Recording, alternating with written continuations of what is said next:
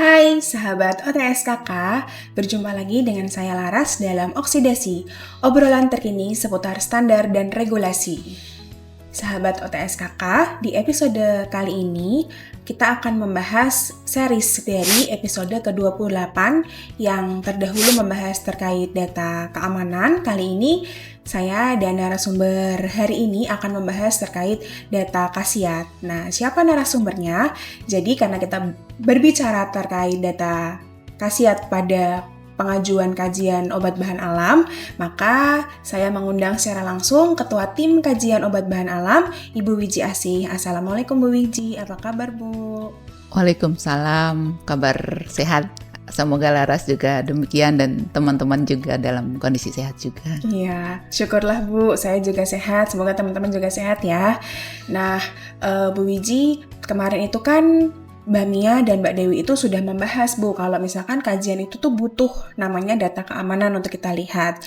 Nah, kali ini kebetulan kita membahas data selanjutnya Bu, yaitu data khasiat gitu Bu. Jadi saya udah merangkum nih beberapa pertanyaan gitu ya Bu, yang teknis banget di lapangan, yang sering dijumpai oleh teman-teman OTSKK semua gitu Bu. Nah, yang pertama ya Bu, saya masuk, kan kemarin udah pelaku usaha sudah diminta untuk mengajukan dokumen-dokumen terkait data keamanan Bu. Nah, kenapa sih masih butuh dokumen-dokumen terkait data khasiat Bu? Apa bedanya gitu dan apa fungsinya khasiat gitu Bu, data khasiat? Oke, saya coba menjawab. Mungkin kalau menghubungkan dengan yang sebelumnya, jadi suatu produk itu dikatakan aman itu jika dari analisis dan kajian itu produk akan memberikan risiko yang seminimal mungkin kepada penggunanya. Jikapun risiko itu tidak dapat dihilangkan sama sekali, itu dapat dimanage, misalnya dengan cara penggunaan atau pengaturan dosis, atau mungkin dengan adanya peringatan perhatian. Jadi kalau untuk menggunakan produk itu ada hal-hal yang harus diikuti oleh penggunanya. Itu definisi dari produk itu aman. Kalau kemarin sudah disampaikan ya, untuk data keamanan bisa apa saja. Nah, kalau data khasiat, meskipun kami di Direktorat Standarisasi itu lebih ke arah kalau bahan baku itu bentuk tunggal, belum dalam bentuk produk akhir, kami perlu memastikan bahwa bahan tersebut memiliki khasiat sebagai obat bahan alam. Sesuai definisi obat, itu bermanfaat dalam pengobatan seperti itu. Nah, nanti di produk akhirnya kan entah nanti dikombinasikan dengan bahan lain seperti apa, tapi itu kan wajib ya mencantumkan klaim kalau untuk obat bahan alam. Nah, klaim ini merupakan representasi dari khasiat masing-masing bahan aktif yang ada di produk tersebut. Makanya ketika kami melakukan kajian untuk bahan tunggal, kita harus memastikan bahwa bahan tersebut ada potensi khasiatnya. Terlepas nanti saat registrasi dan dikombinasikan dengan bahan lain, itu klaimnya seperti apa, tapi kami perlu pastikan bahwa potensi khasiat itu ada. Jangan sampai aman saja tapi ternyata tidak memiliki potensi khasiat farmakologis seperti itu. Oke Bu, bisa dipahami. Jadi data keamanan itu data yang wajib ya Bu, karena kan obat itu nanti obat bahan alam ya sahabat semua akan dikonsumsi ya Bu sama konsumen masyarakat Indonesia ataupun luar negeri kalau diekspor gitu. Makanya memang harus dipastikan aman. Tapi kan mereka itu sudah beli ya Bu ya. Jadi beneran nih kalau kita minum ini bisa membantu mengobati tertentu gitu ya Bu, sesuai klaim farmakologisnya gitu. Nah, makanya tetap dibutuhkan sahabat semua data khasiat. Nah, kemudian Bu, kalau untuk data khasiat itu apakah kata orang atau pelaku usahanya nih, kalau minum obat ini nanti bisa jadi seperti ini loh gitu. Apakah cukup dengan itu atau butuh data tertentu gitu Bu? Oke, artinya ini kita bicara klaim ya. Ya, jadi memang Badan POM itu dalam proses evaluasinya itu kan nanti akan menyetujui klaim yang diajukan berdasarkan data dukung khasiat yang disubmit saat registrasi. Nah, klaim ini kan sebenarnya semacam janji ya. Janji itu kan yang harus ditepati lah, jangan janji kosong begitu. Karena kalau data dukungnya tidak sesuai ya nanti teman-teman di registrasi juga tidak akan menyetujui pengajuan klaim tersebut begitu. Jadi memang harus didukung dengan data dukung yang mencukupi terkait klaim tersebut. Oke, baik Bu. Nah, untuk data dukungnya itu kan ada data empiris gitu ya Bu. Kan pelaku usaha itu sudah tahu gitu. Oh, memang ada data empiris, kapan data ilmiah gitu. Cuman beberapa itu hanya tahu aja Bu gitu. Jadi data dukung khasiatnya dari empiris atau ilmiah. Nah, sebenarnya Bu, saya izin mengulik satu persatu ya Bu ya. Kalau data empiris itu seperti apa sih Bu? Dan kalau pelaku usaha itu mau mengajukan ke kita data khasiat itu ambilnya dari mana? Sumbernya dari mana? Karena cukup banyak yang bingung gitu Bu. Oke. Jadi ketika kita meninjau baik khususnya data khasiat itu kita melihat biasanya pertama dari data empiris, kemudian yang kedua data ilmiah. Nah, kalau data empiris ini secara definisi itu digunakan secara turun-temurun. Secara turun-temurun ini minimal 3 generasi kalau dari pustaka yang kita acu seperti itu. Nah, 3 generasi artinya sudah sampai ke cucu begitu ya. Nah, penggunaan secara turun-temurun ini kan membuktikan bahwa bahan tersebut aman dan ada khasiat yang diperoleh dari penggunaan bahan tersebut sehingga dapat menjadi salah satu data dukung khasiat. Nah, kemudian selain data empiris, tadi juga Laras tanyakan terkait dengan data ilmiah.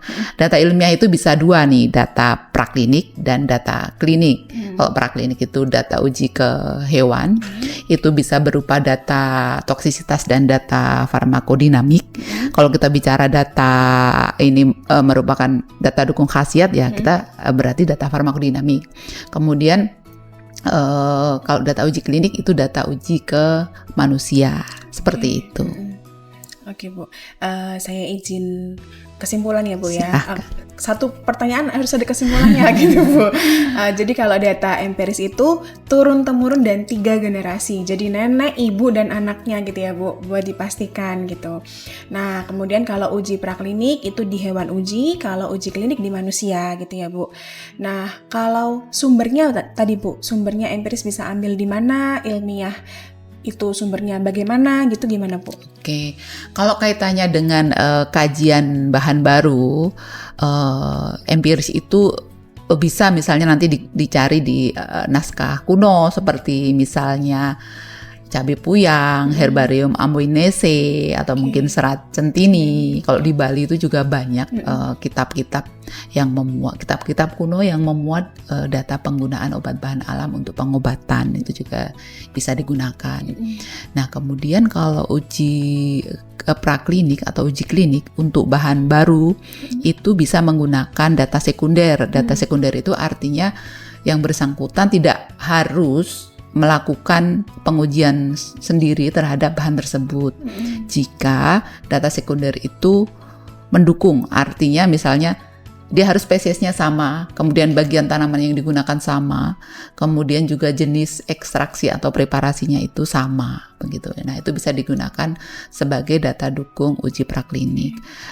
Begitupun misalnya untuk uji klinik, data sekunder juga bisa digunakan jika spesifikasi bahannya itu inline atau sama, walaupun tidak sama persis tapi tidak terlalu beda jauh seperti itu bisa digunakan. Nah, cuma dalam hal nih kan seringkali ya kalau tanaman obat itu sifatnya endemik, hanya tumbuh di daerah tertentu, skupnya itu sempit. Jadi mungkin data sekunder, data penelitian terhadap bahan tersebut juga belum banyak. Itu data empirisnya juga mungkin belum kuat begitu, kita belum bisa simpulkan apakah dia aman atau tidak. Itu kami akan minta data dukung toksisitasnya. Dalam hal demikian dimungkinkan ini teman-teman peneliti atau teman pelaku usaha harus melakukan uji praklinik atau uji klinik khusus terhadap bahan tersebut, begitu. Oke Bu, kesimpulan lagi nih Bu. Jadi kalau empiris itu empiris itu bisa sumbernya dari naskah klasik. Jadi memang benar ya sahabat gitu, pelaku usaha obat tradisional atau sekarang obat bahan alam itu tuh mengajukan bahan-bahannya tuh khas dari daerah-daerah tertentu gitu Bu. Apalagi kan Indonesia itu sangat luas gitu ya Bu SDA-nya gitu. Nah pasti ada banyak gitu. Kalau tadi kan Bu Wiji menyebutkan Serat Centini, Amboinese. Nah di Bali banyak gitu ya Bu. Mungkin di Kalimantan juga ada sendiri gitu ya Bu, di Papua. Kalau tadi kan di Jawa ada beberapa yang lain juga yang mungkin belum kita sebutin gitu ya Bu di sini.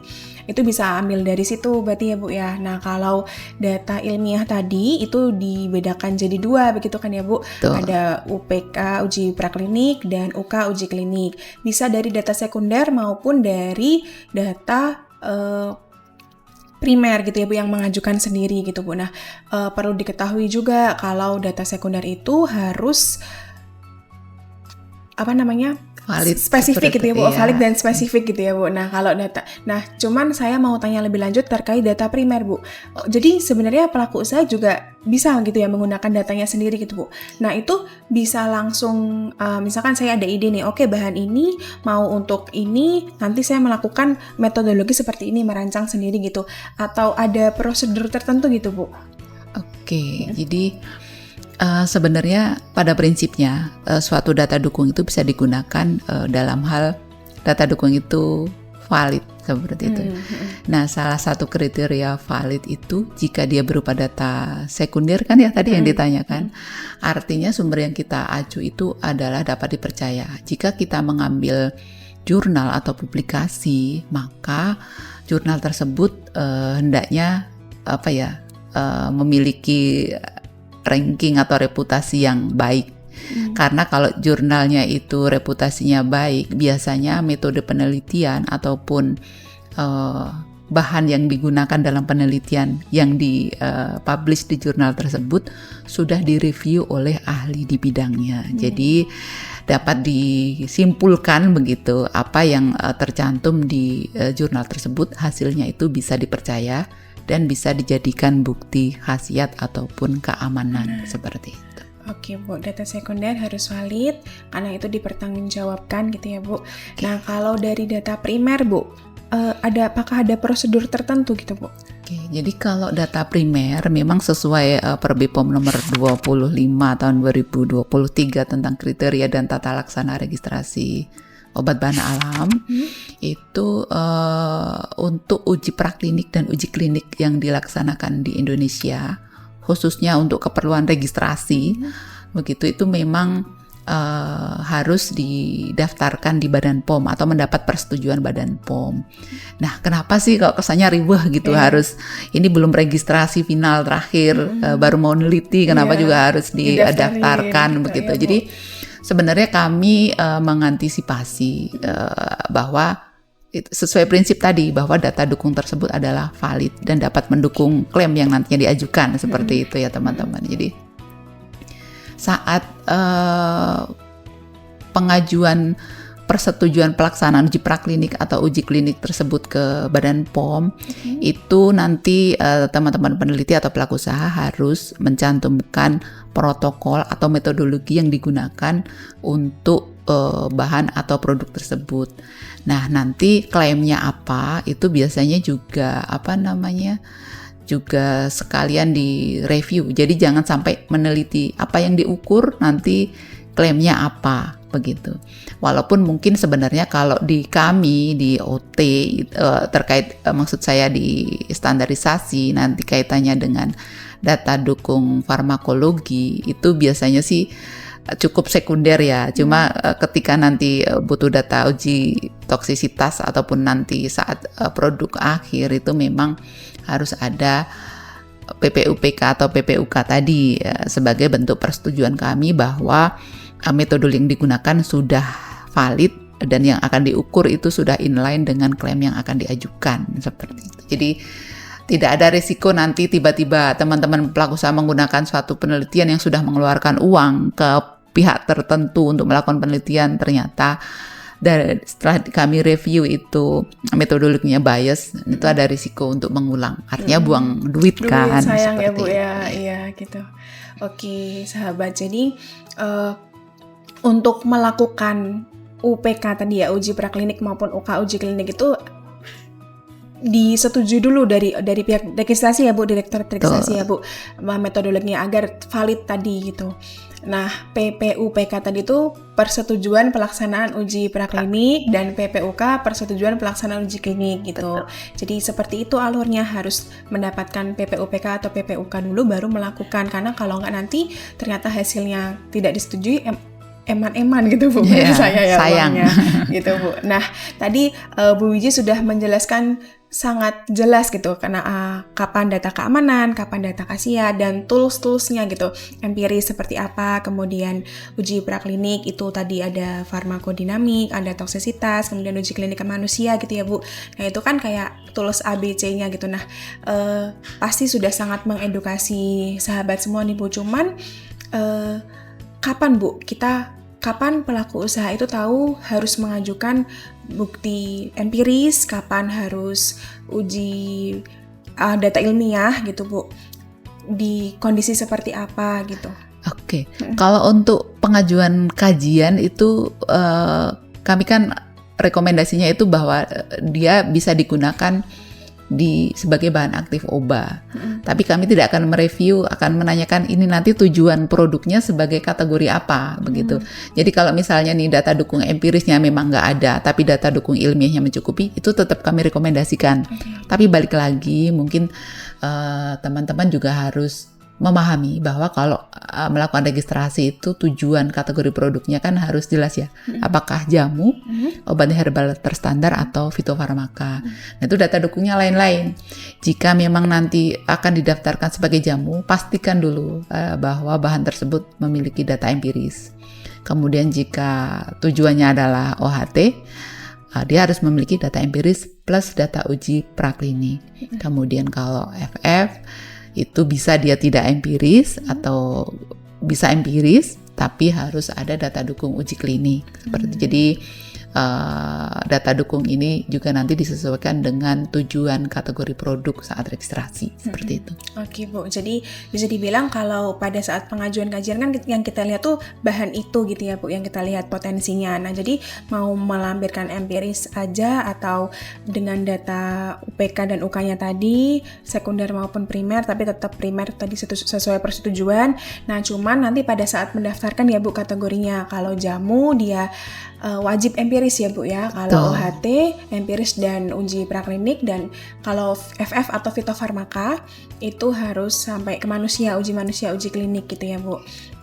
Ya, nah, tapi ini kami sarankan kalau misalnya untuk kajian itu selengkap-lengkapnya, jika ada empiris lampirkan saja, jika ada data praklinik uji klinik lampirkan saja selengkap-lengkapnya itu, terlepas nanti tujuan saat registrasi itu kategori apa itu tidak masalah. Iya, yang penting lengkap gitu ya Bu, biar kita juga mengkajinya tuh secara komprehensif ya Bu, keseluruhan gitu Bu.